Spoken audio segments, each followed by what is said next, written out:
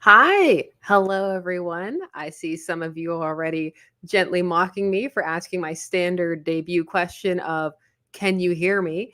But it still needs to be asked. Can you hear me? How is everybody? How's everybody enjoying their day, night, evening, whatever time it is for all of you? I see in the chat some of you are chatting about the Sorrow Lantern, which amuses me greatly. There was a Sorrow Lantern panel at the end of the latest issue of Green Lantern, and I was so tempted to post it, but I wasn't certain if people were following along with the Sorrow Lantern as I was. But it appears some of you are, and you're still still mocking. Oh dear. This is why he's crying. You know what's funny? I was about to say Daniel, even though it's Nathan, because I still have Daniel, the forgotten cowboy lantern, on the brain. And I did end up going ahead and filming a video for that. We'll see if it ends up being edited. If it does, it's because I couldn't keep it inside. So we shall see if we end up with that deep cut of Green Lantern lore.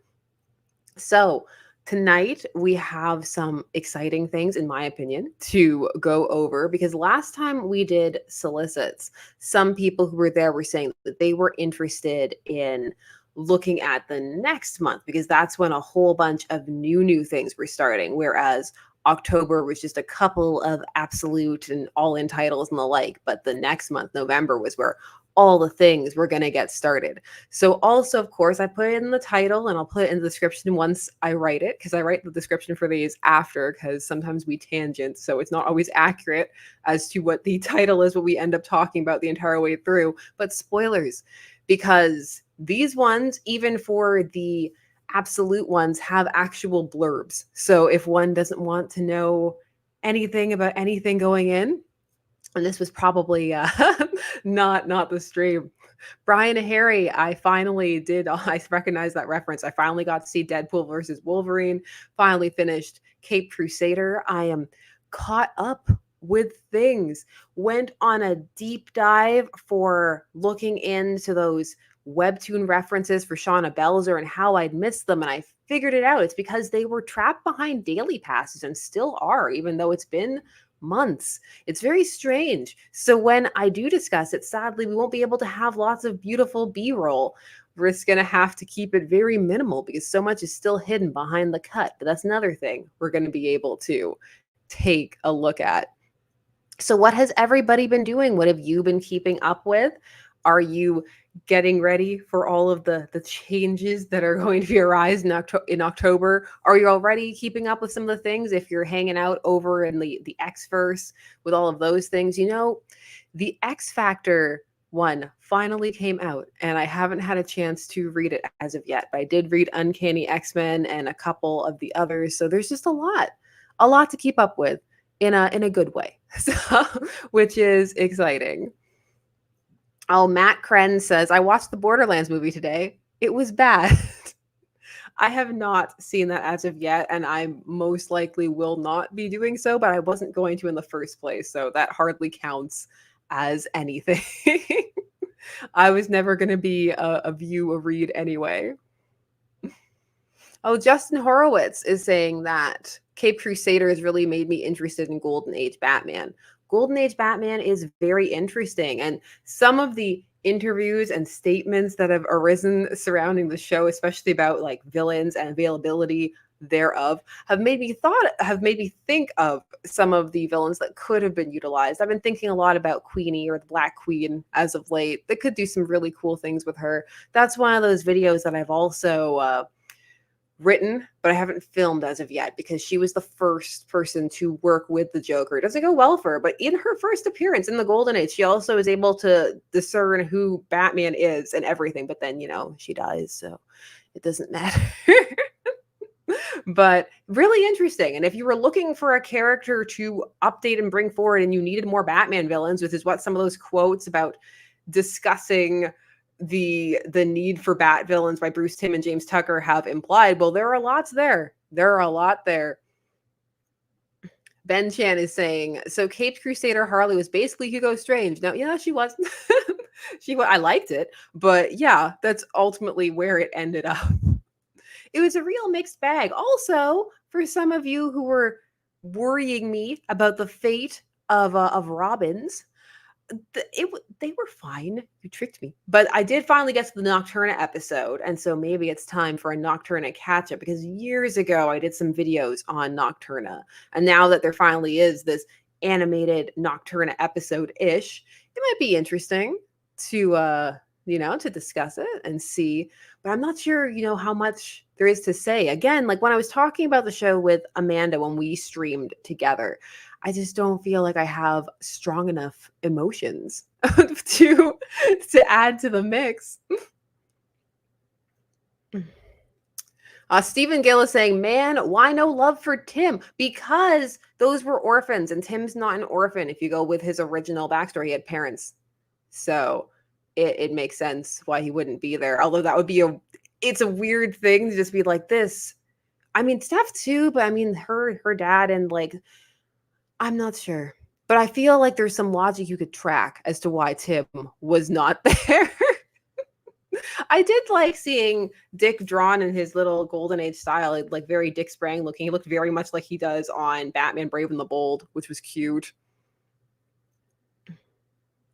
Marilyn Duke is asking, are we going to get any episodes in the new Batman series? And somebody asked me that in the comments of my last video that I did. And I'm going to say the same thing I said there, which is it's a firm maybe. I'm not sure. I'm not sure. We'll see how it ends up. There are lots of exciting things that I want to talk about. I'm of course editing the next punchline like thing for Gotham City Sirens issue 2. But when I saw the solicits had dropped and I knew that they were gonna around this time, I really wanted to take some time out to read them because I'm interested in seeing. I've only skimmed some of the covers so I could have some nice background images for the thumb. I haven't read through anything except for the ones that were put out before. So some of the mini stuff they were teasing the Black Canary one, the All Along the Watchtower one, the Question one, Black Lightning, and then also I read the thing for Batgirl #1. So a few of those. But other than that,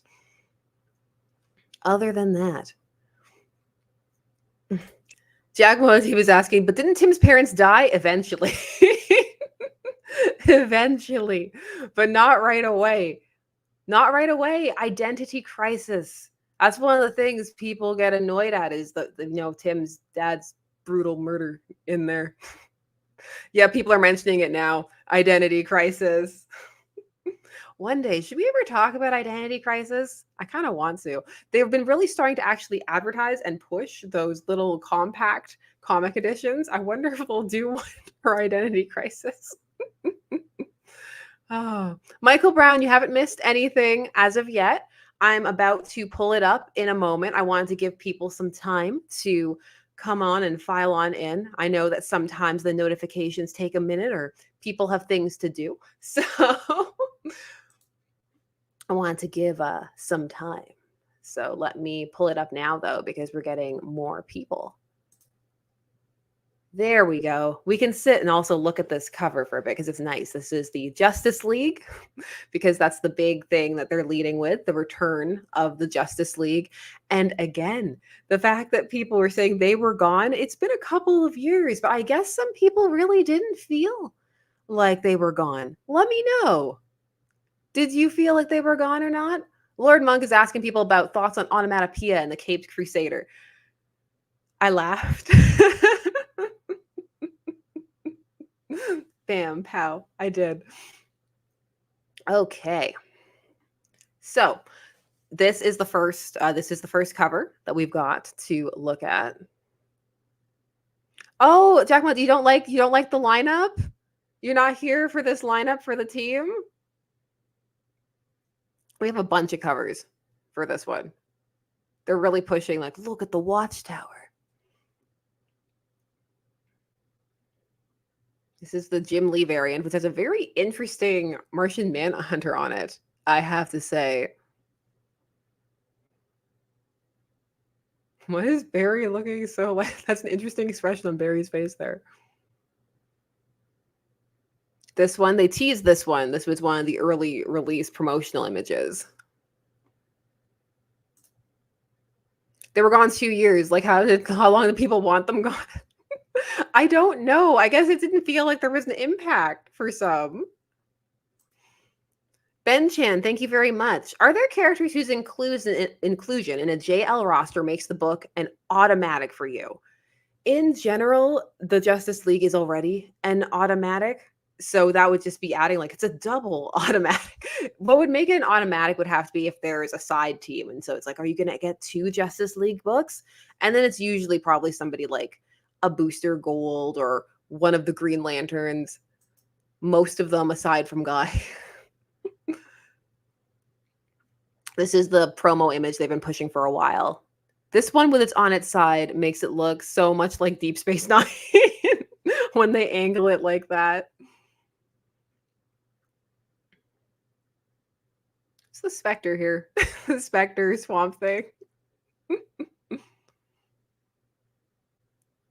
Eric P is saying you can only pick one, the new JLA or the new JSA. Ooh, that's a tough choice. That's hard. Although my heart went JSA. So we shall see. If that was a choice, that'd be a difficult choice. Very difficult. I like how this one says not final on it, as if we can't tell. They're like, it's not this. The sketch art, it's not this. Don't worry, not final. Justice League Unlimited, #1. Written by Mark Waid, art and cover by Dan Mora. Lots of the variants. Blank sketch variant. The Watchtower rises. The Justice League is back and bigger than ever. In the wake of Absolute Power and the DC All-In Special, Darkseid's death, that's a good thing I put that spoiler right there in the title, has triggered a massive power vacuum in the DCU, and Superman, Batman, and Wonder Woman must unite like never before and expand the Justice League to encompass every hero championing the forces of good in the face of incredible evil, as our heroes work to uncover the mystery of the Dark Lord's successor. Ray Palmer's Atom Project triggers a race between hero and villain to control the fate of metahuman abilities on planet Earth, which threatens to destroy everything the League has built, even though they've been gone for 2 years. Worlds will live, worlds will die, and a surprise is waiting in store on the last page that we will actually give to you and not hide behind a QR code. Do not miss the dawn of the new era of justice. It all begins here. So that was quite a chunk. That was quite a chunk of Solicit. So are we into that? Does that sound interesting to all of you? Does that make you excited for the return of the Justice League? Okay. This is Absolute Batman, because I already recognize Absolute Alfred, and of course the giant, huge, almost rectangle bat symbol on his chest. And the variants. Kind of like this one. So this is Absolute Batman #2, written by Scott Snyder, art and cover by Nick Dragotta. Batman was born out of violence, a horrible tragedy that shaped the trajectory of his future. But when a vigilant MI6 agent starts tracking the lonely life of Bruce Wayne, he discovers the interconnectivity between a hero's shell life and the many layers of the Black Mask Gang. It's Batman versus Alfred Pennyworth. Are you ready? Are you ready for Batman to fight Ra's al Ghul looking Alfred, which is who some people thought it was? That's what we're doing. Kemry is saying that Batman's fingers are wider than the gun. Listen, he's huge. That's the whole thing here. He's huge. Archer 2010 effects, thank you very much. So if Darkseid dies, then I'm guessing his death is what starts this new absolute universe? Potentially, because they keep talking about the ripple effects and universes will die and universes will live. And it's supposed to be some giant shattering event. And they were talking in the interviews leading up to it, even the ones with Scott Snyder and Joshua Williamson, the little preview they did about this universe being made of dark side energy. So that seems to be where they're going. There's a lot of dead people on this one cover. I just noticed that. So that means, of course, we have to look at absolute Superman and his flame arms and his stubble. I actually like this a lot. It's almost got like a Samurai Jack vibe going a little bit. And then, of course, various others. Absolute Superman, #1, written by Jason Aaron. And then we have art and cover by Rafa Sandoval. Do we have a full solicit? No, we don't. We still have the same without the fortress, without the family, without a home. What's left is the absolute Man of Steel. But for some reason, we have Absolute Wonder Woman #2. We'll see what's going on with some of that and what's coming out when. We shall see. Mind the Gap is saying, absolute, it's not a phase, Dad, Superman. I like his hair. I do. I like the hair. It's a look. It is very much a look. Common Sense, thank you very much. What is your opinion on Jason Aaron's take on Superman? Feel like it may be similar to how Kenny Porter's take on Superman, a journey to become more humble. So like a reverse arcing him so that he needs to find that humanity. We shall see. So far, it doesn't sound that different from things that have been done before. So I'm really interested to see the execution. Jason Aaron's been a little vague about it. There have been a couple of articles, but there's been a lot of talk about making it the most important and relevant Superman story. So we shall see. I'm definitely curious. I will be there. I don't know if I'll enjoy it, but I'll be there. Of course, I hope, We live in hope. It's like Superman, the symbol, it means hope. So there we have Absolute Wonder Woman #2, written by Kelly Thompson, art and cover by Hayden Sherman. Gatewater City has never seen anything like the Harbinger Prime, the enormous, ravenous monster that has just risen from the depths of the ocean to darken its shores. But the Harbinger has never seen anything like the unstoppable Diana, princess of the underworld. So that's the thing. It's like she was raised more in the underworld. So she's coming from hell with her giant sword to take on all these minions. She's got pants. That's how you know. That's how you know it's different. Who's like of the 3 main absolute Trinity titles, what are people the most interested in, if any? What one grabs you the most? Do you think is the most appealing? Yeah, it does look a bit like the Guts sword, Cloud sword, big sword energy.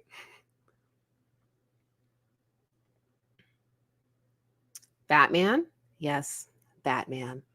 Or this Detective Comics. Either way, it's got Batman in it. I like this one. It's got a gothic edge to it. There's some uncanny valleyness happening with this Dark Knight Returns looking one.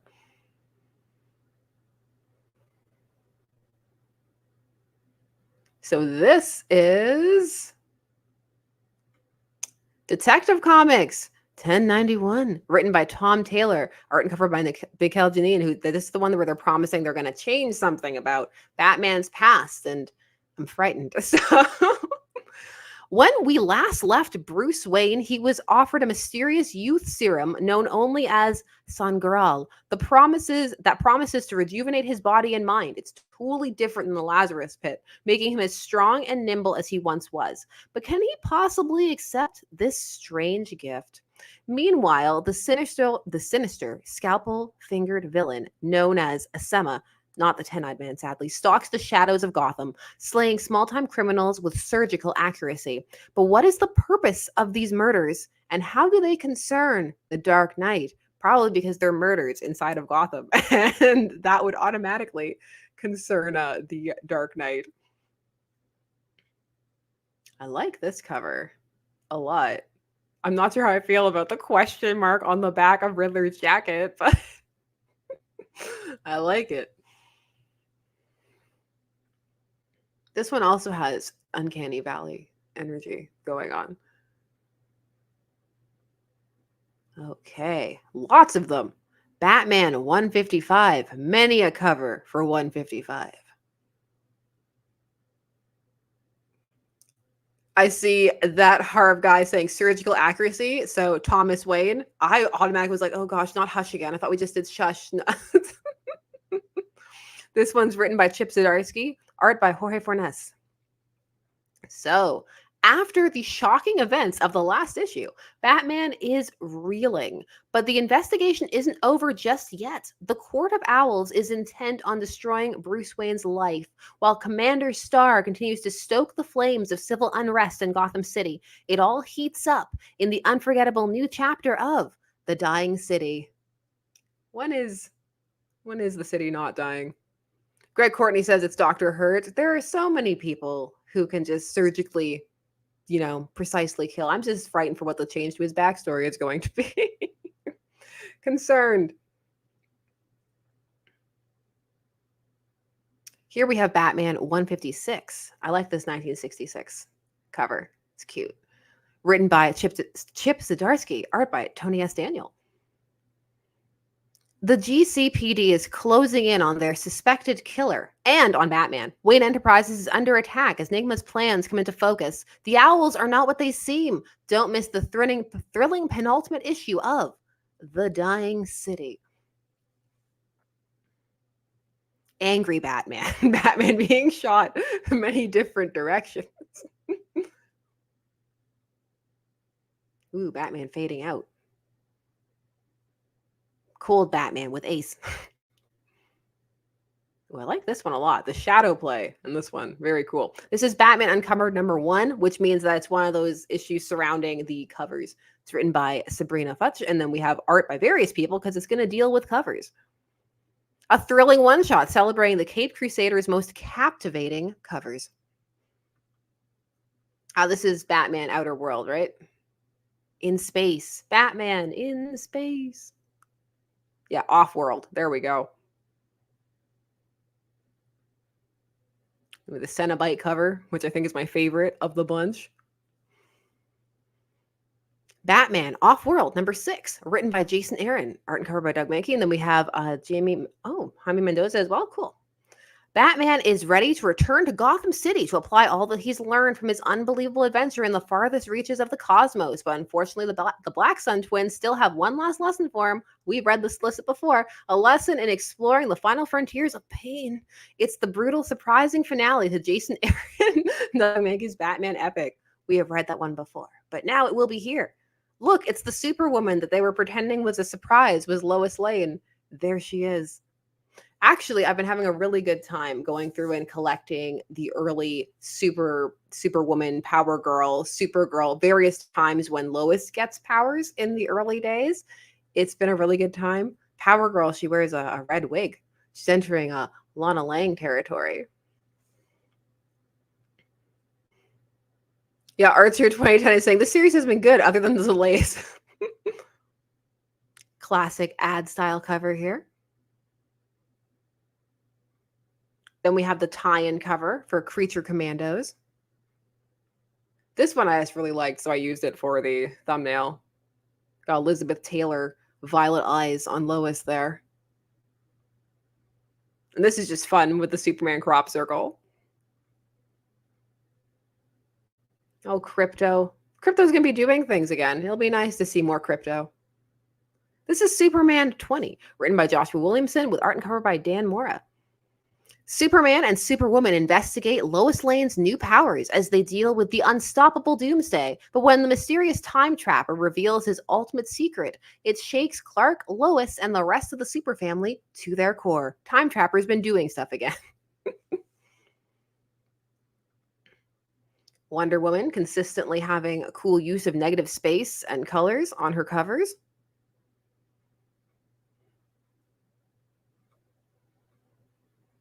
There we go. took a while to load the invisible jet. They needed some time. Wonder Woman number 15, written by Tom King, art by Dana Sampere and Carrie Randolph.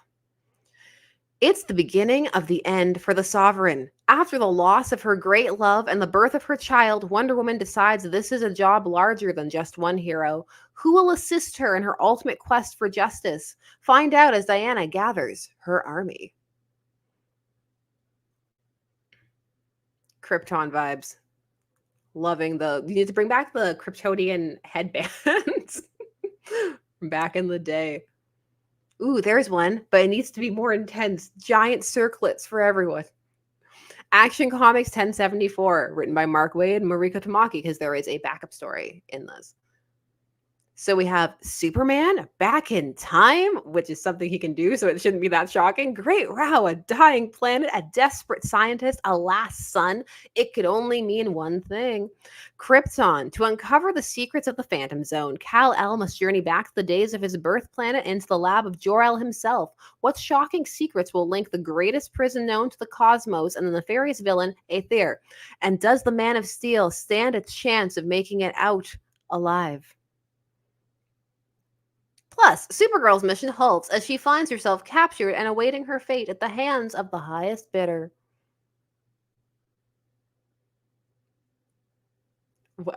I wasn't ready for the Titanic cover.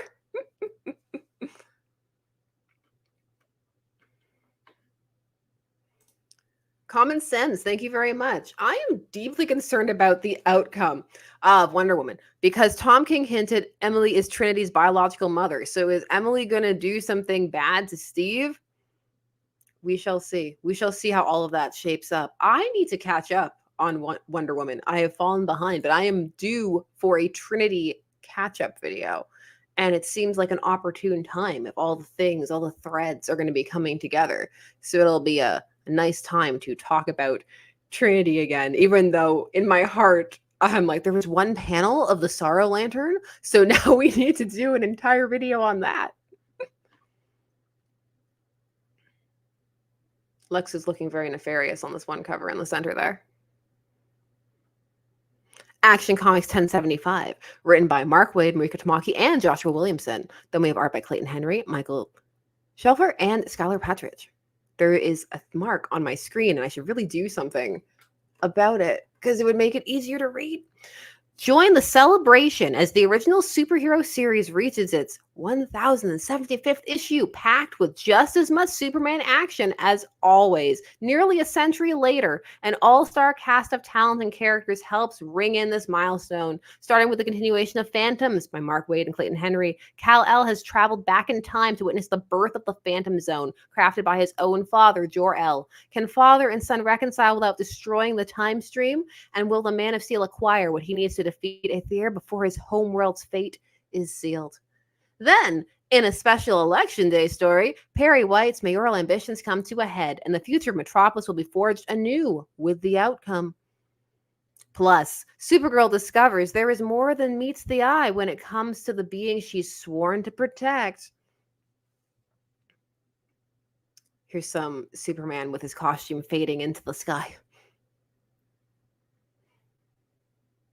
Yes, the circlet, more of it. Do that thing where they used to wrap it around the hair, crushing it. I'm into the look of the Kryptonian garb for this.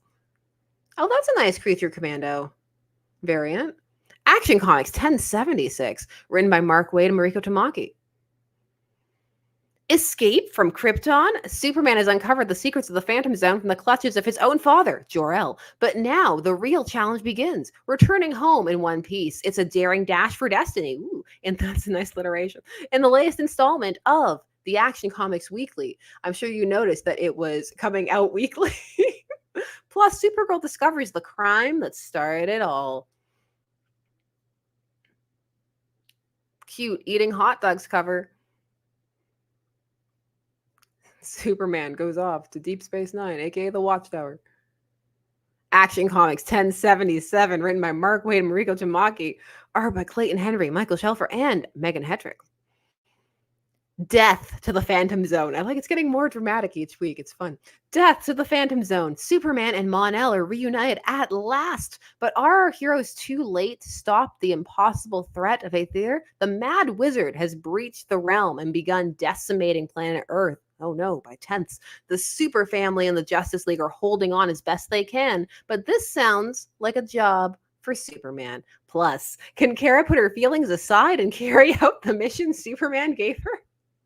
I like how it sounds like Supergirl is in a soap opera at the back of this book. I really hope that that's the energy of what's going on. Also, can we call him the Mad Wizard more often? That's great. This is the Catwoman cover that I was compelled to put in the thumbnail. Thank Chaz is saying, do the Trinity video, give in to the Gaslight gatekeep girl boss. It's fun to the catch-up vids of new characters to see where they're at. I really enjoy it.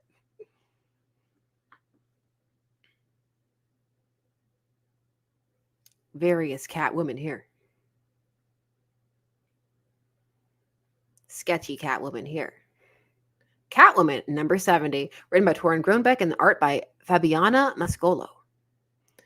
In search of clues regarding the bounty that's been placed on her head, Selena travels to Berlin, hoping to reconnect with one of her old accomplices from her days as a roaming international thief.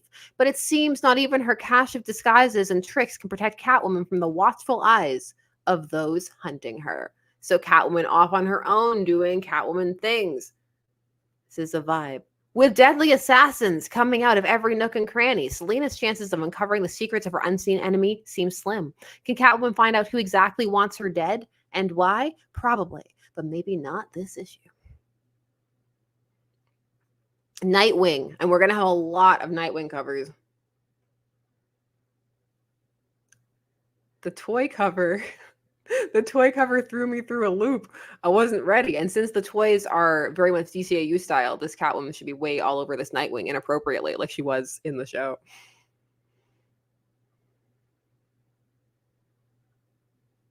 Many a Nightwing. Choose your Nightwing swinging cover. Or your Dia de los Muertos cover, if that's what you feel like. Or your behind cake cover. Nightwing 120, written by Dan Waters, art and cover by Dexter Soy. Many variants. Oh, these are the McFarlane toys. Okay, so there must be some kind of tie-in promotional thing going on. With deadly experimental weapons in the hands of the city's oh-so-corrupt police force, Nightwing must prevent a bloody war breaking out with the gangs of Bloodhaven, which would be easier if someone didn't keep trying to blow him up. Ben Chan is saying, surprisingly little cake here, and they're like, oh, there we go. They were saving it for the end. Harley Quinn and her new costume with the coat and the different color scheme a little bit. I kind of like it. Kind of into it. You know that they are going to sell this jumpsuit. This jumpsuit was made to be at a Hot Topic. This is going to be something that's going to go on sale pretty fast. What's Harley up to? It's going to be written in her voice. Oh, get ready. Harley Quinn number 45, written by Elliot Kalan and art by Mindy Lee. Attention, residents of Throat Cutter Hill. Oh, it's long, so we're just going to read this in my regular voice.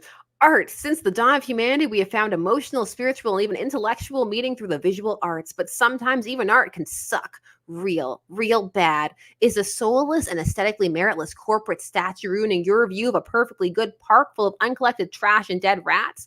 That's where I come in. Hello, I'm Harley Quinn. Recently, I launched my latest business venture, the Harley Quinn Destructive Agency. My goal is simple. If there's something you need blown up, if you need somebody clobbered, it's clobbering time. If there's anything I can do to make Throat Cutter Hill, why would you call it that, a more dangerous place again, I'll do it. My rates are reasonable, and for an introductory price of $3.99, for how much per day, month, week, you can witness me beat the crud out of a corpo superhero. You'll laugh, you'll cry, you'll slap your thigh. So what are you waiting for? Call your local comic store and be sure to order a copy of Harley Quinn 45 today.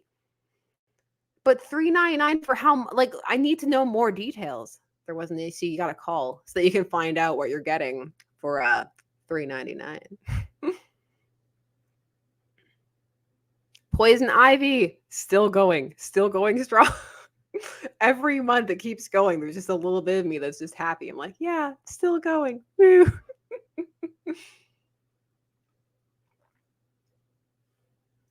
Edward Alcantara is saying an hour, a minute. I don't know how much we're charging per job. That's not bad per job. Ooh, I like the moodiness of this one a lot. The Poison Ivy covers are just always great. Like almost all of them could be a poster. Oh, I see. All the spine, but that's not what we're supposed to be looking at. Poison Ivy 27, written by G. Willow Wilson, art by Marcia Takara. As Batman tries to get answers and the GCPD begins their hunt for Poison Ivy, she attempts to uncover the truth behind the so-called Order of the Green Knight, a violent eco-terrorist organization that claims to be led by none other than the verdant villain herself. Meanwhile, Janet from HR and Killer Croc make some horrifying discoveries about the resurrected town of Marshview. Everybody's smiling really hard on this Titans. Cyborg does not look like he wants to be there. He's there under duress. Less happy on this cover. Oh, just Roy and Dick on this one. OG friendship reference. Titans, number 17. Written by John Layman, art and cover by Pete Woods. We didn't get to see the McFarlane Toys variant for this one. Sad times. It's a new day in the DCU, and the future is bright. Why then are the Titans looking backward, reliving their most horrific and traumatic moments again and again? How stuck in an endless loop. And who's the temporal tyrant behind this time-bending torment? Here's a hint. Time will tell. How dark are we going to go with that? Because the Titans have had some moments. I'm curious, when they say reliving their most horrific and traumatic moments, do they mean it? Well, now I have to check and see if they actually go as dark as it's been. Matthew Prower, thank you very much. Yo, as prior, but any thoughts on DC's returning Bullet logo? I think it is a bit amusing, the big reveal that is the old logo, but I do like that older logo, and it is kind of nice. It kind of speaks, I think, to a commitment to the history. Maybe it means nothing, but that's how it reads to me, so I like seeing it again. That's a logo that I do like for them. But again, logo reveals, I always think about the memes when like Staples revealed its new logo. Yuri Volt is saying, Roy reliving Cry for Justice. I was thinking about some of the, remember the Deathwing things and where Deathwing, and what about Mirage, Tarantula? I don't know how far we're going, so we shall see. Hey, it's Barbara. This means it's Birds of Prey things.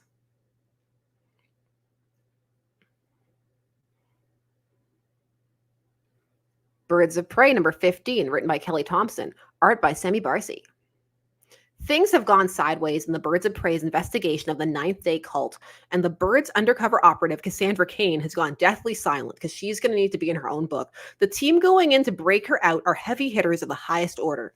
Black Canary, Big Barda, Grace Choi, and Onyx. With Oracle at mission control and Sin frustrated she's been benched, but what they find is so much more than they feared. Those two sentences connect a bit awkwardly, but are you excited to see all of these characters? Like some people are like, hey, look, it's Onyx. Yes, Onyx.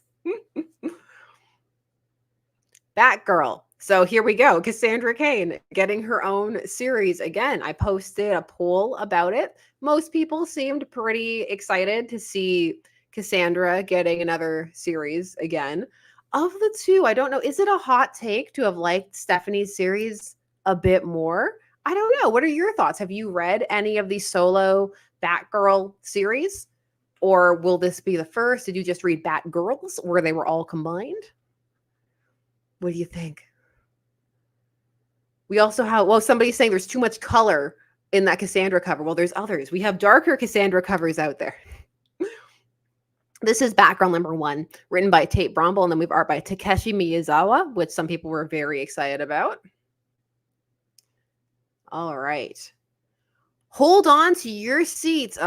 Clutch your pearls and rejoice in celebration. Well, clutching pearls isn't usually like a rejoicing thing, but okay, because Cassandra Cain is taking center stage in her first solo Batgirl series in nearly 2 decades. When a deadly group of assassins shows up to kill Cassandra, Lady Shiva comes to the rescue. So, which characterization are we going with? Because Lady Shiva, depending upon what we're doing, does not care about her at all. And they must put their complicated past aside and work together as mother and daughter to ensure they make it out alive. Unfortunately, things are never as easy as they seem, and Cass must embark on a jaw-dropping, martial arts-filled adventure in her quest for truth and justice and revenge. It's a Batgirl book like never before. Don't say that. So join us as we dive into the psyche of one of Gotham's deadliest fighters, while exploring her deep and complex relationship with her mother.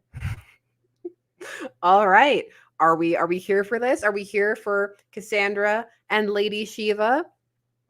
It's interesting because I remember reading the early days of Cassandra, and that was one of the interesting things, is how much Lady Shiva did not care about her in the slightest. So we shall see where we go with that. This is the Dark Age. Yes, I recognize that all red cover. Batman Dark Age #6, written by Mark Russell, art and cover by Michael Allred. Gotham appears to be saved, but for how long?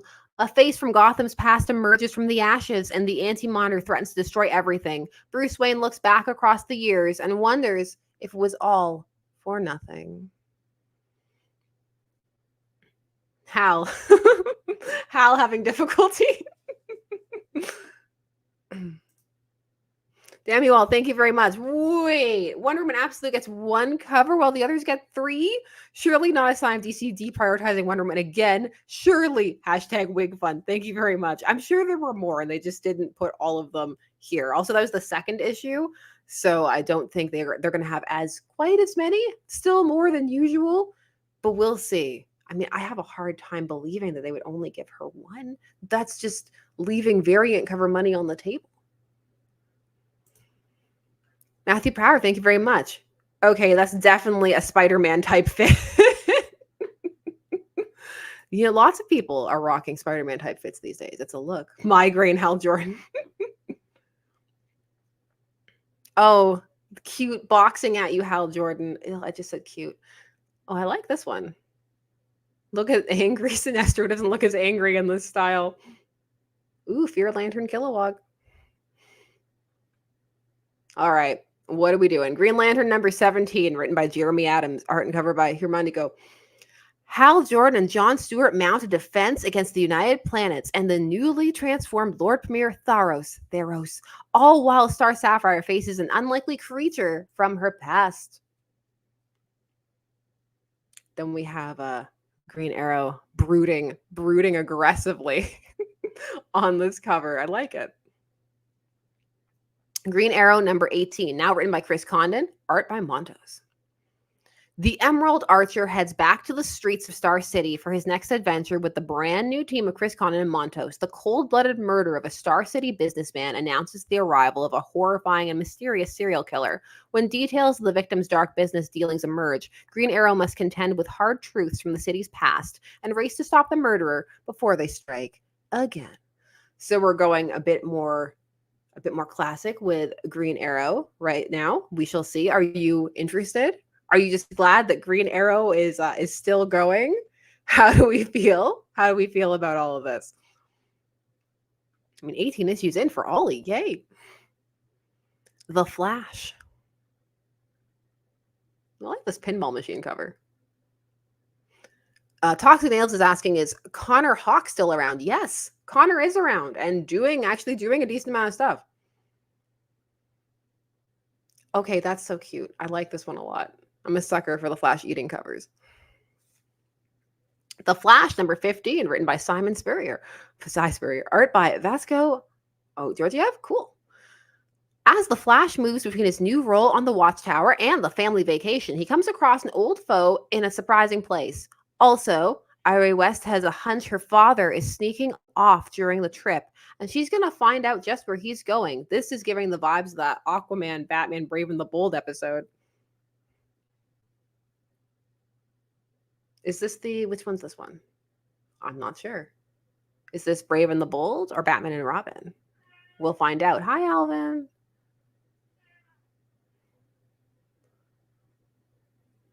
Well, that just spells doom for any Robin.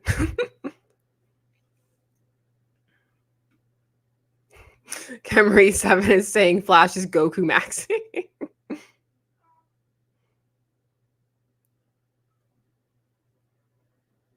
Lots of covers for Batman and Robin number 15, written by Philip Kennedy Johnson, art by Javier Fernandez.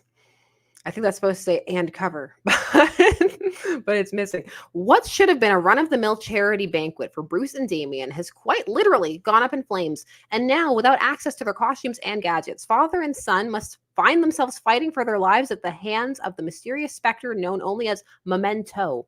But who is this new villain who set the blaze that threatens to disintegrate the dynamic duo? Why does it replicate an infamous century-old tragedy from Gotham's history? And what is Memento's connection to the Dark Knight's past? Nothing can prepare you for the answers to these questions. So challenge accepted. So join us and bear witness to Memento Part 2.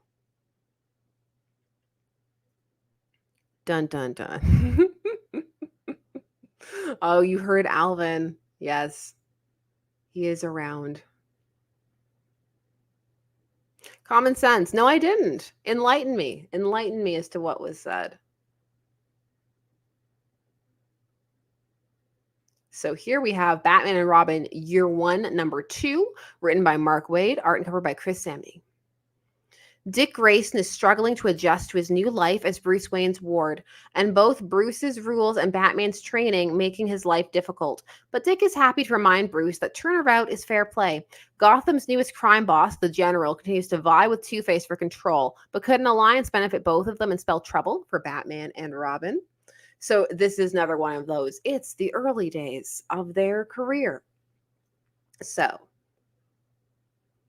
I wasn't ready for Power Girl. I wasn't ready. I feel like she should be a bit more hurt by that kryptonite bracelet over there. Creature Commandos variant. Toy cover.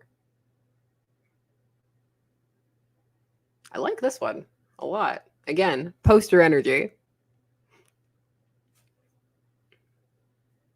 This one looks like they're going to fight again. There's a lot for this one. They keep teasing me like they're going to fight vampires. I know they're not going to because it's Eclipso. Batman / Superman, World's Finest, number 33, written by Mark Waid, art by Adrian Gutierrez. We got a cover by Dan Mora, but now he's main drawing Superman. Eclipso's reign of terror has lisped hard there, of terror has brought the Justice League to the brink of civil war. But there must be a way to break the spell. The answer lies within the very power source that allows Superman to race faster than a speeding bullet. It's a battle for Earth's yellow sun and the dramatic conclusion of Darkness Falls. Panico Mundial, thank you very much. Out of the 3 Batgirls, only Stephanie didn't make it to the Birds of Prey. Aren't the 3 of them roommates? It must be awkward. Maybe she doesn't want to be on the Birds of Prey. Maybe not everybody wants it depends on the version, though. This version doesn't have as much drama as some of the versions have had. Maybe she's happy doing her own thing.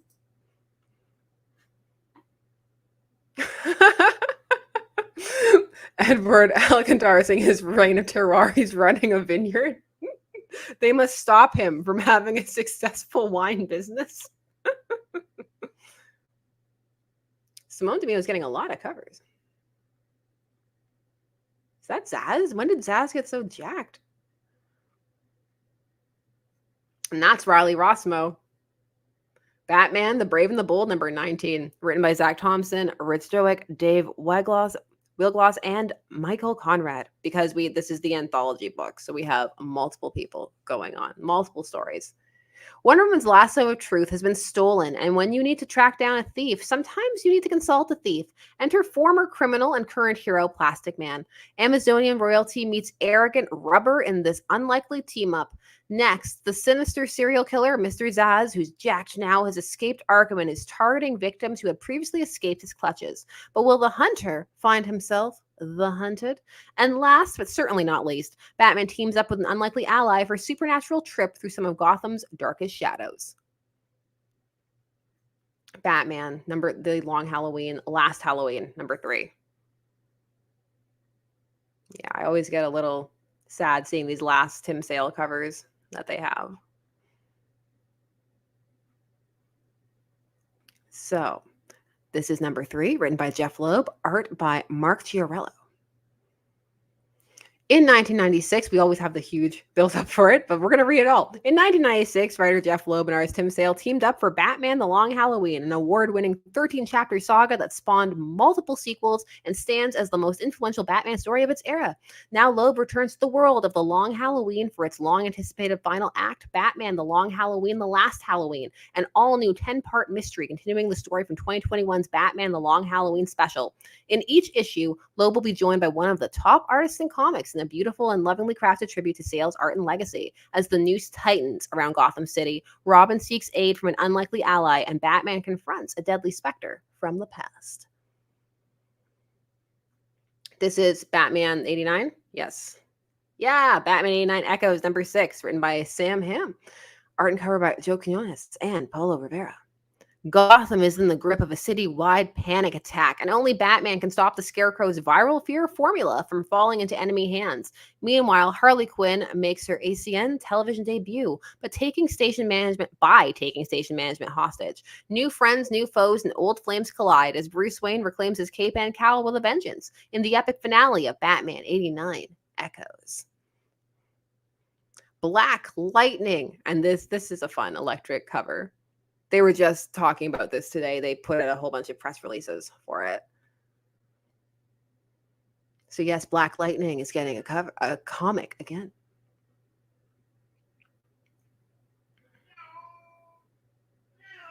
Well, you have to come around to the other door. Alvin, you have to come to the other door. Black Lightning, number 1, written by Brandon Thomas, and we've art and cover by Fico Ocio. Black Lightning is back, and this time it's a family affair. Jefferson Pierce leads the Justice League's new meta-human outreach initiative, helping those with powers before they can cause harm to themselves or others. But everything changes when it's his own daughter, Anissa Pierce, who comes to him for help. With Thunder's dangerous new powers and the new Masters of Disaster jeopardizing the coexistence between humans and metas, Black Lightning is on the front lines of a culture war brewing in the suburbs of Metropolis because he's going to lead the X-Men. So, are we here for that? Are we here for this Black Lightning?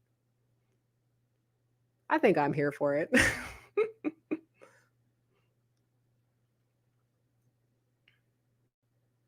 What do we have going on here? Do we have the JSA? Because I see a bunch of their villains hanging out. Look, it's Johnny Sorrow. Yes, it is. Obsidian.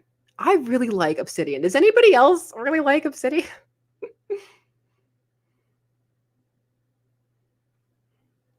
Look at all these. Look at them.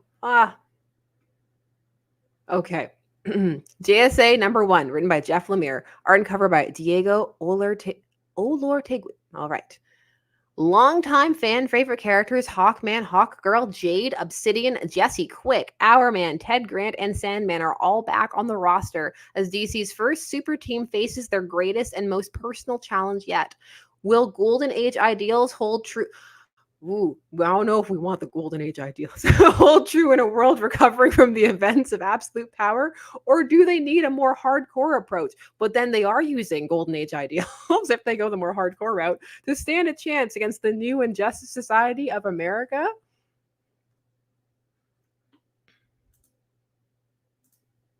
Matthew Power, thank you very much, is asking about thoughts on Stephanie's recent appearances. Are you talking about the Caped Crusader?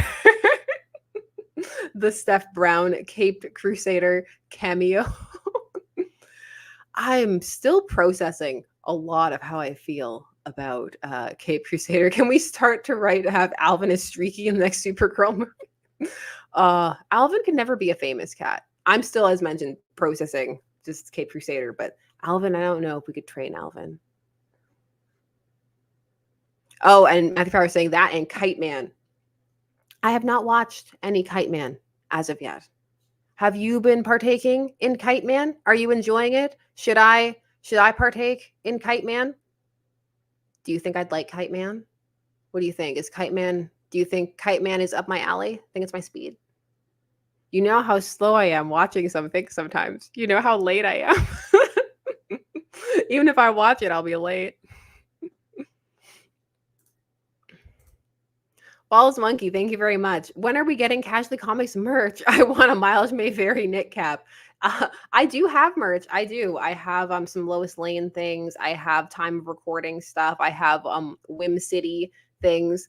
I do have links to my store on my channel and underneath everything. I don't talk about it very much. I should more. In fact, I have a new shark shirt that's nom nom nom, and it's a shark eating, and it's really cool. And I should really promote that stuff more. But I do have Casually Comics merch. I love my shark shirt. I will wear my shark shirt in an upcoming video and show it to you. Here's Black Canary, by the way. But it was a nice place to be frozen, right? Just looking at Black Canary. I posted some of these in the poll asking about how you feel about it.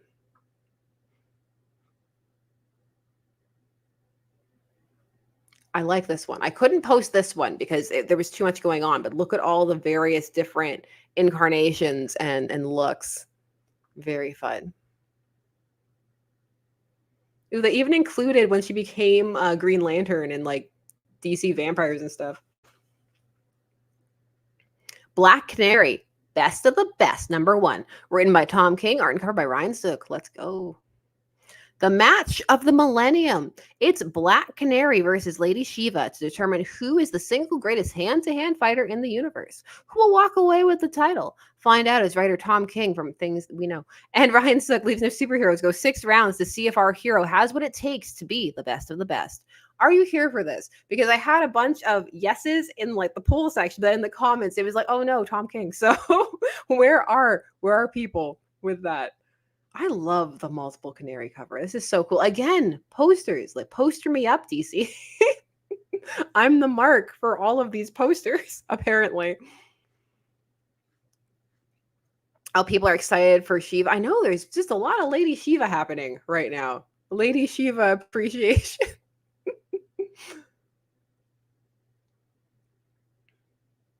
Here we go. This is the Watchtower, all along the Watchtower one. The question. We're getting a question mystery miniseries, guys.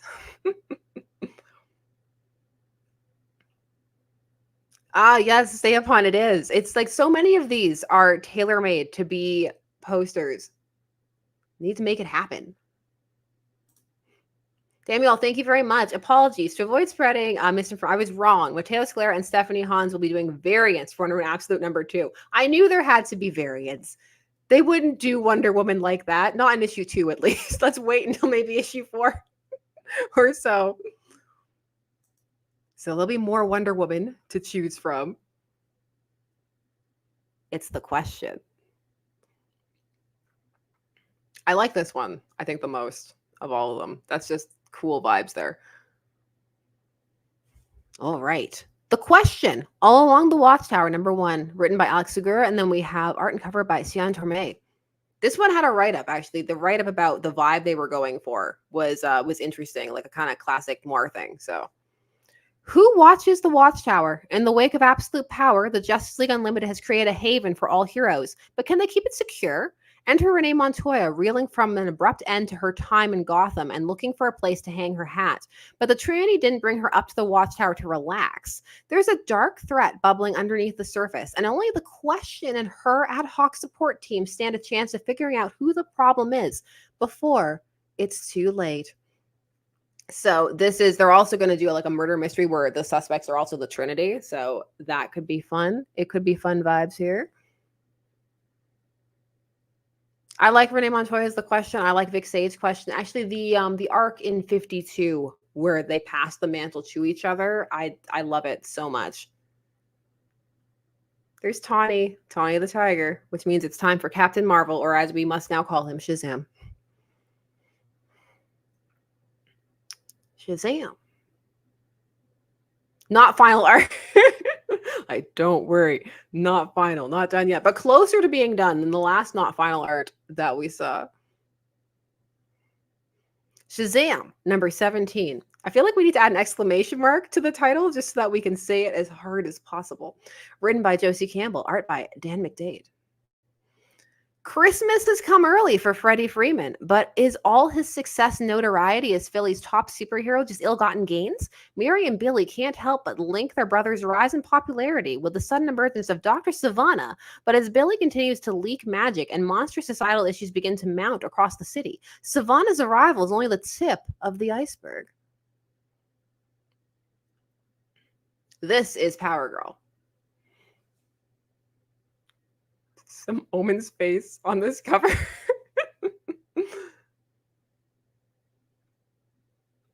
Again, look at this. Oh, I love this one so much. This is a very eye-catching cover. Power Girl, number 15, written by Leah Williams and with art by Adriana Mello. With her best friend fighting for her life in the hospital, Power Girl swears vengeance on the one who put her there, Ejecta. I don't know if I'm mature enough to say Ejecta. There's something strange about Metropolis's newest super with the power to predict crimes before they happen. Why is her name Ejecta then? Could it be that someone more powerful is pulling her strings? No. Oh, this is let's all recover looking at this really fun Dan Mora multiverses cover. Oh, there we go. Look at Shaggy. It's serious time with Shaggy.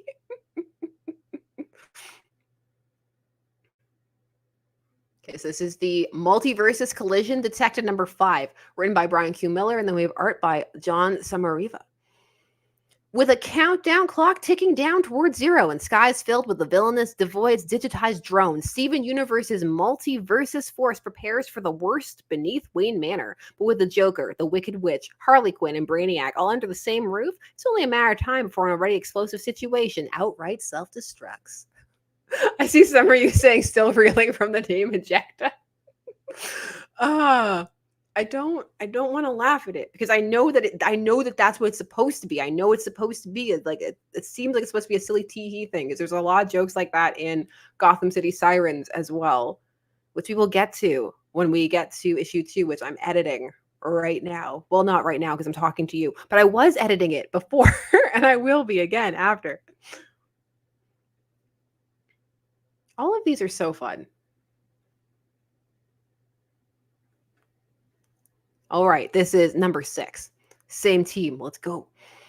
Devoid finally arrives on Batman, Superman, and Wonder Woman's world to collect fighters for his Imaginarium, whether the DCU likes it or not. With the existence of each multiversal champion's home Earth on the line, Multiverses Collision Detection reaches its kill screen now. Ooh, that's really horrific. This must be one of the spooky issues. That's DC Horror Presents. My mouse hovered over it. That's horrific. I really like that. That's also, but it's no bat crawling out of Batman's mouth, but it's still pretty haunting. I like that. These are nice horrific covers. DC Horror Presents number 2, written by LaToya Morgan and Aaron Sagers. Art varies. Lots of people. Too many to name, apparently. DC Horror Presents is a showcase of skin-crawling legends focused on our favorite superheroes in the DCU, written by some of the most terribly disturbed minds in the horror genre today. Don't threaten me with a good time. This anthology will be to die for with horror fans. You see, but when you raise the stakes like that, I don't know how dark other people's minds can go, but I don't know if they're going to be able to print some how horrific. How far are we going? Well, now I have to see. See, they got me. James Perez is saying, see, I was right about crypto. We see Brainiac and Creature Commandos variants. DC Horror presents the Creature Commandos. Ah, yes, this is the one being written by one of the actors. Yes, art by Jesus Hervez. Oh, oh, that's back. Is that backwards? Guess who's back? Yes, it is. As the creature unit prepares for their first mission, Dr. West hesitates. The last time Lucky was in battle, even Zatanna Zatara couldn't stop him from destroying everything and everyone in his path. Mina insists that she can calm him down, but it's a gamble. Is this team really ready to fight? I'm so pleased that I was able to read that backwards so quickly on stream and it wasn't really, really embarrassing. Yay. Yes, I have. MKF30 ever is asking, ever check out the old Hellraiser comics? Yes, I've actually read most of the Hellraiser comics, the old, the new. I was going to do a video on them and it never ended up happening because it seemed pretty niche. But I'm a really big fan of Hellraiser. The book, the movies, yes, all of them, the comics, just everything. Here we have the tie-in for My Adventures of Superman. James Perez is saying whoever is Zatanna's agent deserves a raid. She's everywhere. I know. It's like the era of Zatanna. I'm enjoying it. I'm sure Paul Dini's enjoying it too. It's a good time to be a Zatanna and a Lady Shiva fan. My Adventures of Superman #6, written by Josie Campbell, art by Pablo M. Collar. Superman and Amazo versus Task Force X and Team 7. See the start of Amanda Waller's secret anti-Superman project and how it leads into season 2 of the animated adventures. So these are tie-ins for if you're watching the show. These seem to be pretty relevant as far as tie-ins go. The Penguin. Penguin Special #1. Written by Jeremy Adams, Bill Finger, Alan Grant, and Jason Aaron. Meaning they're reprinting some things. That means there's reprints. These days you need to be concerned. Like, did they ask AI to write a story written like Bill Finger? But no, it's reprints. At first glance, the Penguin may seem like a harmless, if peculiar businessman with a fondness for fine cuisine, tailored suits, and exotic birds. But those in Gotham's underworld know that beneath the dapper attire and gentlemanly demeanor lies a calculating and ruthless criminal who isn't afraid to take whatever he thinks he deserves. And should you happen to be in the way of something he wants, know that this bird is just as deadly as any other raptor. Discover the man behind the new Max streaming series in this special issue showcasing the Penguin's 1941 debut in the pages of Detective Comics #58, twisting recollections of his formative years from Secret Origin Special #1 and Joker's Asylum Penguin #1, which is very good, and a brand new exclusive story written by Jeremy Adams and illustrated by Howard Porter that shows the Penguin's next moves during All In. That actually sounds like a fun collection of things. If you don't have some of those things, this would be a nice little Penguin thing to get if you're a Penguin fan. It sounds like a nice little cobbling together of the Penguin across the eras. I know, and they're actually doing some synergy. This is look, there's Zatanna. This is the sequel to the Santa. But I got so distracted by Zatanna up there. All right. No. Why do we have sexy Santa cover? What are we doing? Santa's back and he's hotter than ever. Zatanna on 2 covers. All right, we're ready. We're ready for more Santa. I know I am. These are all very fun. Batman and Santa Claus Silent Night returns. It's the sequel. Written by Jeff Parker and art by Lucas Kettner. I posted some stills of the interior art for this with like Zatanna and Damian having hot cocoa together. It was cute.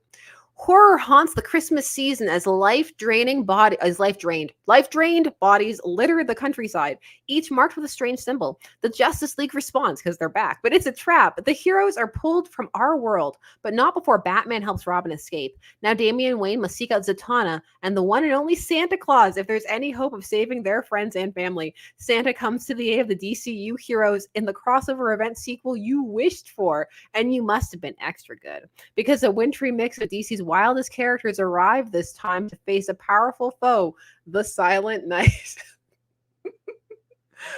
Justin Horowitz is asking, does Santa have an OnlyFans? Dante Cook is saying, Santa giving bear cover, I'm dead. Astro Knight is asking, who the hell makes a sexy Santa? Actually, at a mall close to Yorkdale Mall, In Toronto, there's regularly a sexy Santa every year, and you can go and take pictures with him. He's like a nicely dressed, like sexy, dapper Santa. It's a thing. It's been a thing for a while. Let's look at it again one more time. One more time for posterity. There we go. That should have been. I didn't scroll this far down. That should have been what I used for one of the thumb images. Edward Alacontera is saying, sexy Santa is redundant. Oh, it's a good time. Oh, Cowboy Clark. Hello. Because we're doing the Gaslight sequel. It looks really nice on that cover. Tony Stark says Santa is serving. Stay up on stage saying, ho, ho, holy crap. You're all enjoying Santa too much.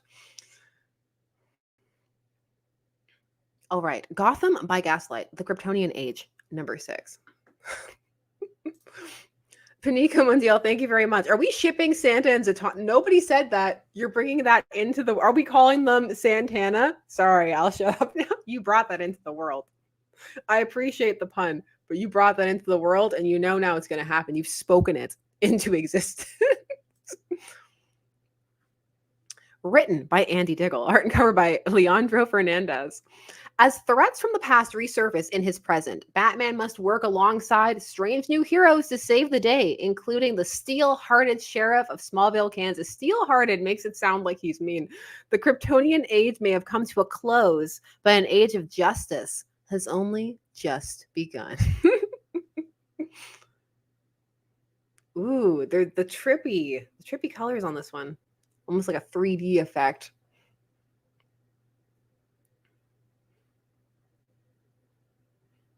Don't know how to feel about this. All right. Dark Knights of Steel, All Winter, number 5. Written by Jay Kristoff and Tom Taylor. We have art by Tirso and Riccardo Federici. Slade, which is always fun to say, finds himself wrenched from the icy jaws of death by the only thing worse than a sworn enemy, an old friend who knows all his greatest shames and darkest secrets. Secrets that hold the true origin of the All-Winter that he'll have to face down if he ever hopes to set things right. The question that lies before the bloody mercenary is not whether he can, but whether he will. Penman Lupine is saying, was that Ravager? That's a version of Ravager, yeah. The Spectre. Oh, it's World War vampire thing. I got really like, whoa, the Spectre? Are we doing a Spectre comic? Then I saw all the fangs. Like, right, vampires. Oh my good. What is with all these vampire mommy Wonder Woman covers? They had one last time too. They're trying to make up for the fact that Hal's dead, clearly. They're like, we know that vampire Hal is gone, but we have vampire Wonder Woman, and he said that we're the same, you and I, so it's the same thing. It's the exact same thing. Is the Spectre taking over Constantine? Ooh, yeah, it kind of looks like that. I was just so excited about the Spectre, I didn't even pay attention to what he was doing. And then I got really distracted by Wonder Woman. Oh, God, sickness for the thickness. All right, so here we go. DC versus Vampires World War V number 4. Written by Matthew Rosenberg and Matthew Manning. Double Matthews. Art by Otto Schmidt and Aki Bright. Gorilla Grodd and Aquaman have had little luck capturing the elusive Damian Wayne, but a mysterious figure arrives bearing a whispered prophecy that could turn the tide of war in their favor. Elsewhere, John Constantine might well be the human resistance last hope. Just a shame he can't remember what it was he was meant to be doing. Enter the Spectre to help guide his way. In the shadows, a new Batman lurks. But what's his connection to Bruce Wayne? Are we reading this? Who's reading World War V? Do we need to dive back in to DC versus vampires? I think I might be ready to do that.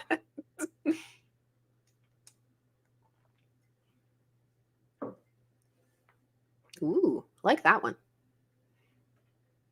We've got Milestone things. Milestone Universe, The Shadow Cabinet number 1, written by Joseph B. Illett. And then we have art by Daryl Banks and Adigun Illen. In the 6 months since Brainiac's incursion into the Milestone universe, the nefarious Dr. Edwin Alva has gone missing. Icons embarked on a deep space voyage, and Rocket has stepped up to fill the role of Earth's protector. But it sure does feel lonely at the top. That is until Rocket finds herself recruited by the Shadow Cabinet, a mysterious cabal of powered individuals who've been saving the world in secret for decades. In Dr. Alva's absence, his estranged half-sister Angela has led a hostile takeover of System, the evil organization of world superpowers he left behind. Angela is dead set on proving herself even more ruthless than her brother, and nothing and no one will stand in her way unless the Shadow Cabinet steps back into the light. They want to bring Rocket into the fold to take System down, but after a few too many rocky partnerships, is she willing to hear them out? With original Milestone media contributor Joseph Felix at the helm, the world-spanning story that began in Milestone Returns will reach its fever-pitch climax, and no one in the Dakotaverse is safe. Who's been reading the Milestone things? There is more Milestone out there for you. I do like the classic style cover here with all the sides, and I like it. They should add a not final cover here, though, because I don't think it's the final cover. Plastic Man, the horror one, right? The Cronenberg one? Yes. Plastic Man No More, number 3. Written by Christopher Cantwell. Art by Alex Linz and Jacob Edgar. Plastic Man and Woozy suffer a bit of a setback. Oh, Woozy winks. What a callback. When trying to capture one of the Metal Men. Well, setback is putting it mildly. And now there's really no turning back toward the superheroes they once called allies.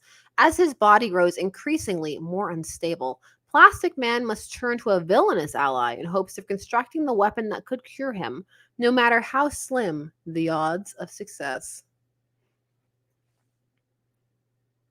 Poor Woozy. I hope Woozy makes it out of this. If Woozy can make it out of the golden age, hopefully he can make it out of this. Ooh, this is the full moon. There's something about this Batman that's making me really uncomfortable. It's freaking me out. This cover's freaking me out. In like a good way. It's freaking me out though. Oh, scary. Ooh, I was woo. Because werewolves. Oh woo. I was really vibing with it until the full moon in his eye. But overall, I like it. Batman Full Moon, number 2, written by Rodney Barnes, art and cover by Stefan Subik. Caught in a world of magic and myth, Alvin. Alvin, after. I think we might need Alvin. Alvin. Alvin, this door. Alvin, this door. Alvin, this way. Come. Come on in. Come on in. Alvin, were you summoned by my werewolf noises? You summoned? You want to come talk about it? All right. Dante Cook, thank you very much. Wait, what issue was that Wonder Woman cover for? I'm totally asking for a friend of mine. That was for the World War V number 4, the vampire sequel for the DC versus vampires. I like that I had memorized it. Oh, Alvin. We're reading about werewolves. Caught in a world of magic and myth, Batman must rely on the help of Zatanna and John Constantine if he's to save his city and himself from the curse of the werewolf. But with a full moon approaching, will the ancient magic of magics Bruce's allies managed to summon be enough to keep the beast away from Gotham's most vulnerable? And can the werewolf's human half find the salvation he so longingly desires? Alvin. Do you think Alvin's a weird kitty? Oh, his tail. Okay.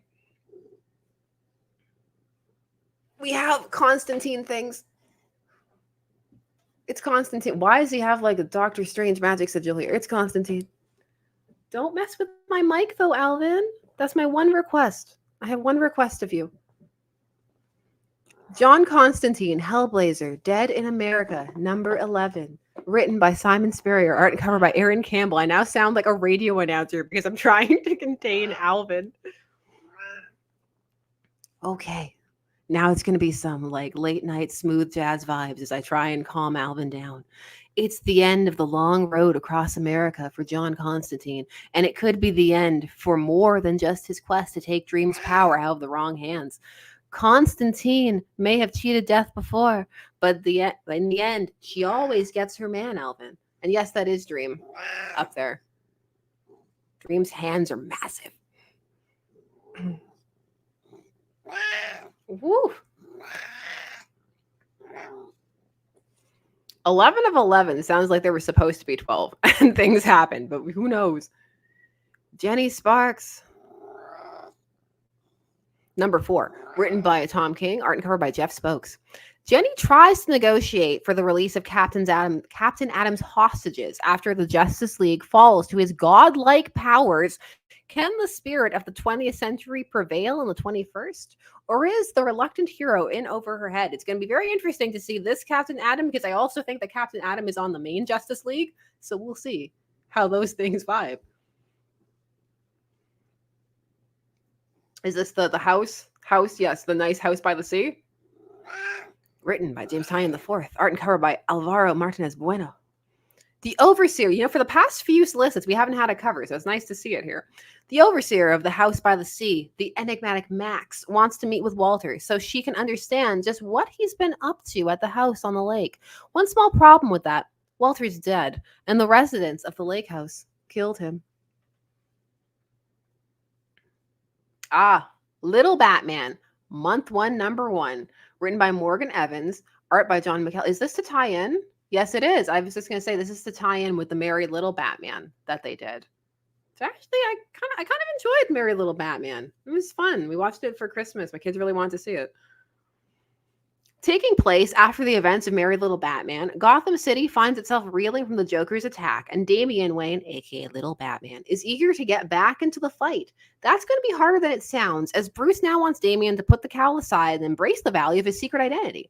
After a suspicious guest is found lurking around the Wayne New Year's Eve party, it's up to Damian to find the balance between both of his personas and save the day yet again. See Little Batman, a new adventure from the film screenwriter Morgan Evans after catching the re-release of the breakout movie in theaters this winter. They're also doing an animated series for it. Ugh.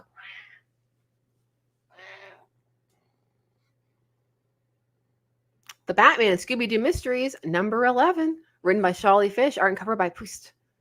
Batman's away, so Commissioner Gordon is not going to play. He sends out a call to Mystery Inc.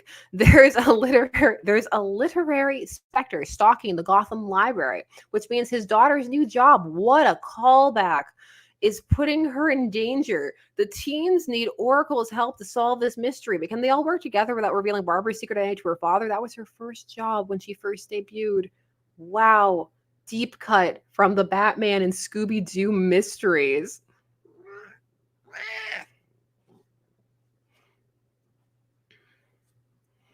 Looney Tunes, number 281. Written by Derek Fridolfs, pencils by Robert Pope. Oh, inks by Scott McCrae. We're getting multiple things here.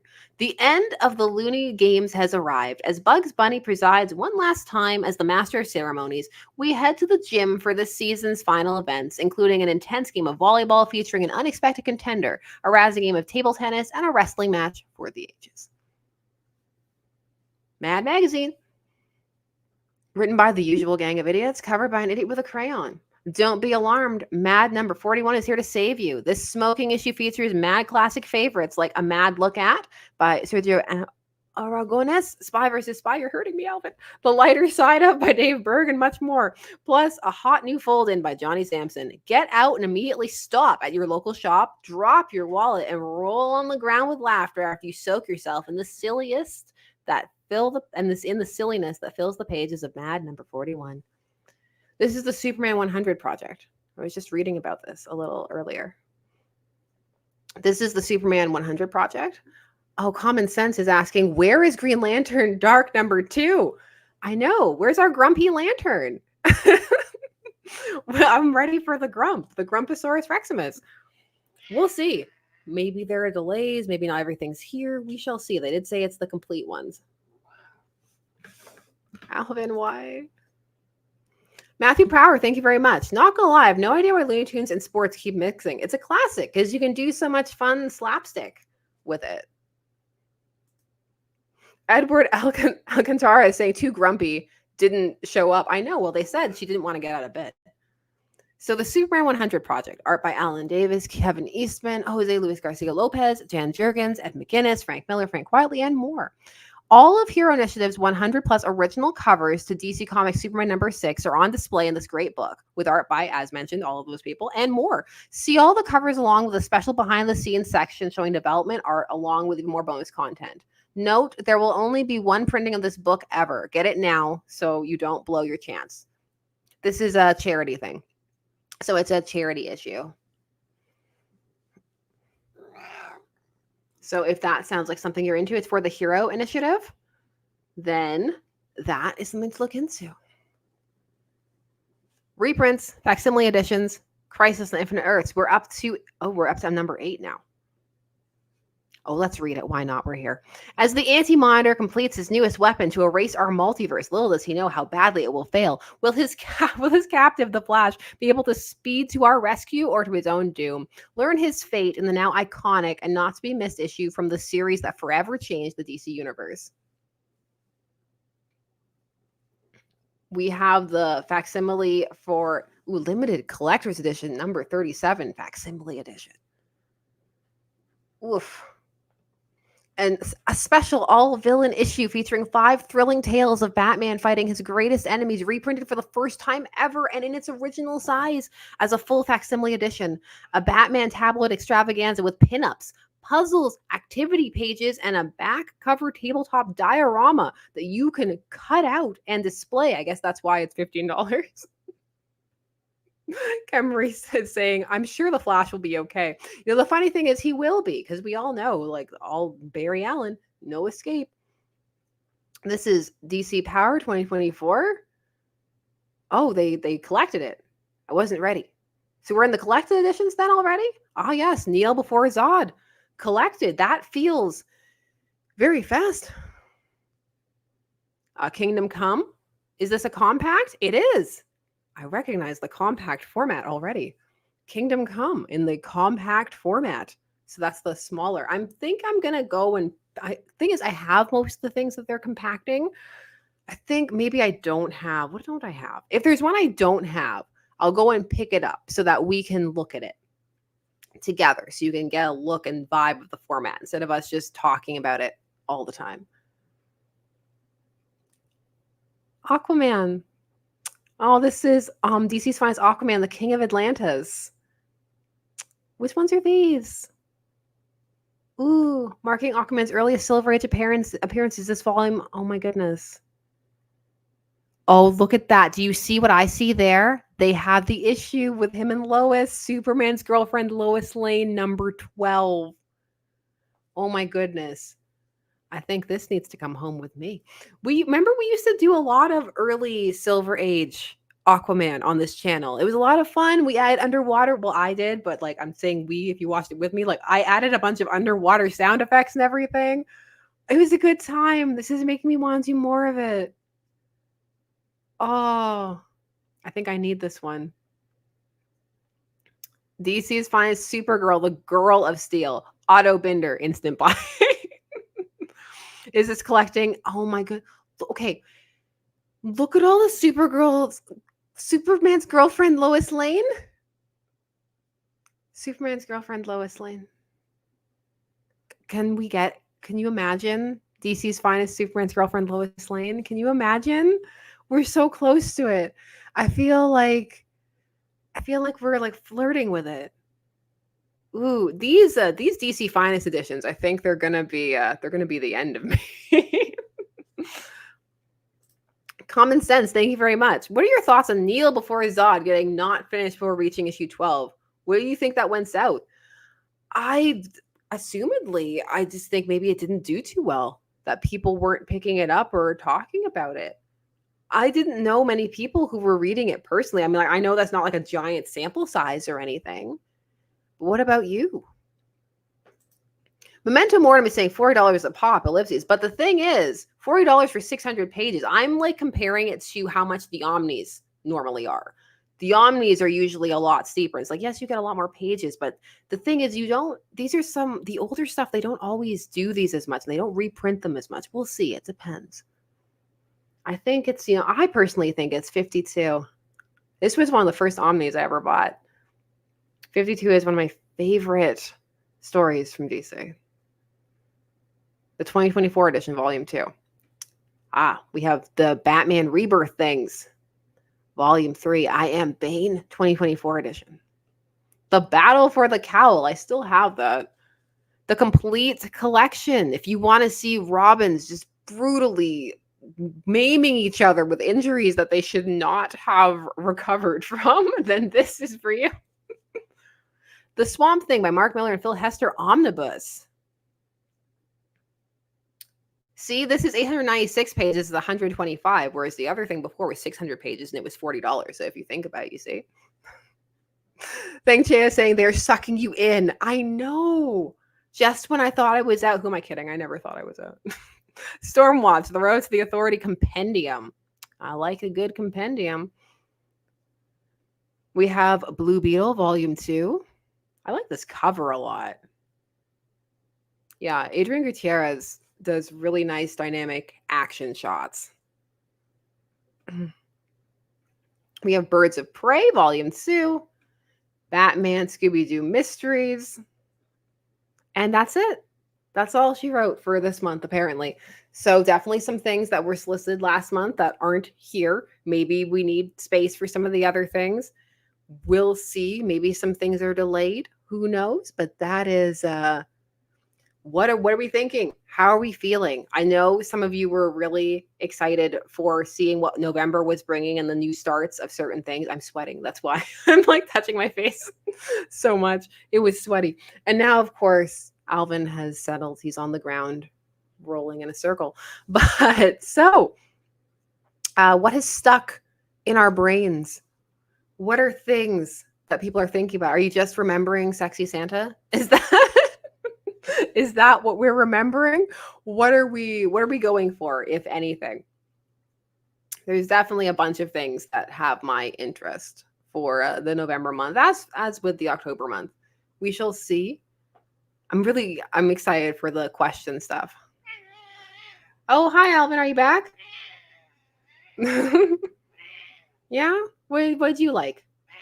You liked everything? No? He's like, I hate it all. You can come up. You can come up and talk to people. Of the new stuff that was announced, Black Lightning, Black Canary, Batgirl, where are some of the things you're the most interested in? Is there anything you're really not vibing with? Anything that you heard that you just don't care about at all, that you're not interested in? Let me know. Thanks, Jay is saying, honestly, I'm only interested in the absolute stuff. Tim McCabe is saying, I like the kitty's opinion. They like you. They like you. They really like you. One of these days, I've got to try and get Theo in here too at the same time. I think that would be a good time if he would be up for it. But Theo is very shy. Patrick Gerard is saying, I'm worried about John Kent. Is it because of what happened in Absolute Power #2? Is that why you're concerned? I didn't get a chance to talk about Absolute Power #2. Or Superman, where they put him in his containment suit. With that issue had so much Zatanna in it. Common Sense is saying, I'm not vibing with Batman because there's too much Batman. Memento Mortem is asking, is there a Simon? No, we don't have a Simon because actually Simon was the stud who studded them. So... because the tale of Alvin and Theo is that they were purebreds, but nobody wanted them because they're chocolate. And lots of people get them for shows, but they don't want the chocolate point. They want the cream point. And so nobody wanted poor Alvin and Theo. And so they were actually being attacked by the other studs in the home. And so they needed a new home. And so we were able to take them just with the promise that we wouldn't breed them, which we haven't. And now they're here with us. I can't believe that nobody thought they were beautiful. I think that's just awful. Because they're lovely just because they're chocolate colored. I like you chocolate. And oh, the other thing was that they are apple head and not wedge head. If you're in the know of the whole breeding thing, then you'll know that the apple head is closer to the original, like how they used to look in Thailand, but the wedge head is how they've been bred more for shows. So that's the more like square looking head and the less rounded head. So they looked too much like the original version, so people didn't want them. Hi, Alvin. I want you, even though you're very, very loud. Ow. You're so painful. Ooh, Silhouette is saying, can we get Green Lantern Earth 1 as a compact comic? Yeah, if the compact thing does well, which I hope it does, I think it would be a great way to reprint a bunch of things in a more accessible format. And it would be a way to clean up the aisles. I don't know about what they're like by you, but the bookstore near me, the aisles are out of control with just the different sizes and they're not organized or things like that. And Alvin's tail has made me need to sneeze, and I don't want to do that. Oh, his tail was everywhere. Yeah, Super Sons would be a nice compact. Super Sons would be a good one too because it's a really fun one to just jump in. Tim McCabe is saying, I'm getting anxious about the last Astro City Metro book coming out. Yeah, I know. It's always like that. It's always the way. You know what hasn't come out yet? Sandman Mystery Theater, the Volume 2 Compendium. Will it ever come out? I don't know. New Frontier would be a good one. Yeah, a good compact as well. You're making me so itchy, Alvin. You're getting hair everywhere. I know. I love you so, but my goodness. Ooh, Dial H for Hero. All of you have really good ideas for what would make good compacts. Superman's girlfriend Lois. No. Just for me. So, of course, we'll have to do this again for Marvel. And I really am thinking about doing it for the indies. But in order to increase being able to stream more, I might start streaming sometimes during the day. We'll see how that goes. I have like an hour window at like lunch when everything's quiet and people are asleep. And so there might be time there. We'll see.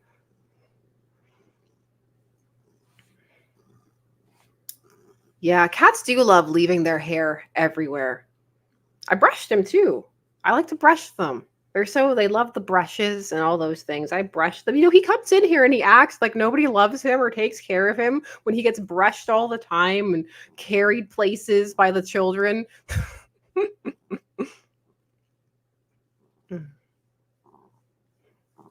Oh, he's purring. Can you hear him purring? He's purring really aggressively right now. So I'm curious because we're winding down. Would any of you be interested in any Caped Crusader content or anything like that? As the ship sailed, are you curious? Are you watching it? Are you into it? Let me know because I'm really on the fence about it. It's a strong maybe because I'm deep also in the researching for White Rabbit, the Jana Hudson edition, because there have been multiple White Rabbits, not even to mention Marvel's White Rabbit, which is a whole other thing entirely. But I'm doing, she's appeared a bunch of different times, and each time it's such a different vibe. So, so that's been a lot of fun to look back on. And, I'm contemplating Magpie, flirting with it. Lots of different, I love the retrospectives. And of course, collecting all the Loises. So there's lots of fun things to be doing. I should probably, wrap up the Suicide Squad Isekai because I did finish it. Alvin, why? You can't see it, but there's hair flying everywhere. It's not that I'm reluctant. I just feel like the videos are going to be like 8 minutes. Not that that's a bad thing, but just, Oh